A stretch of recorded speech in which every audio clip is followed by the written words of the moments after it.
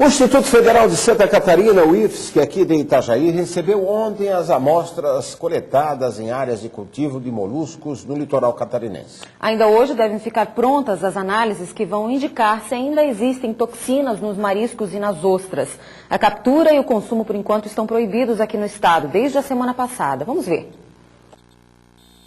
Aqui no Laboratório Oficial de Resíduos e Contaminantes em Recursos Pesqueiros, Laqua Itajaí, que fica dentro do Instituto Federal de Santa Catarina, o IFSC, são feitas semanalmente as análises nos moluscos, para saber se estão contaminados com a toxina diarreica.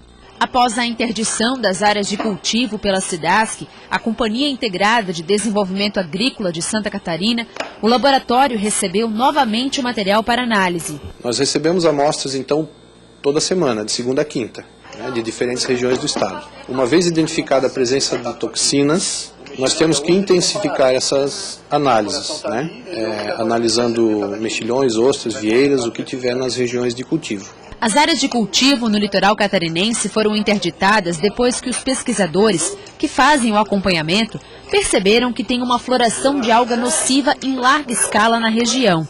O professor explica que existem milhares de espécies de algas, mas só algumas delas podem produzir toxinas que prejudicam a saúde dos consumidores de ostras, mexilhões, vieiras e berbigões.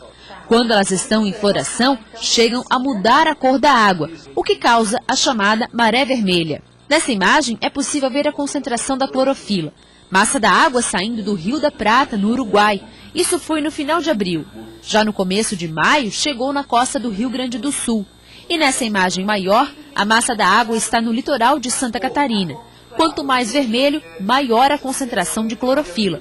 De acordo com o pesquisador, isso acontece todo ano, mas agora está mais intenso.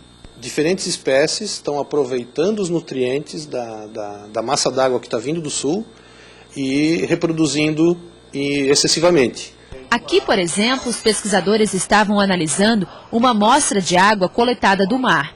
Nessas imagens do microscópio é possível ver a presença da microalga, produtora da toxina.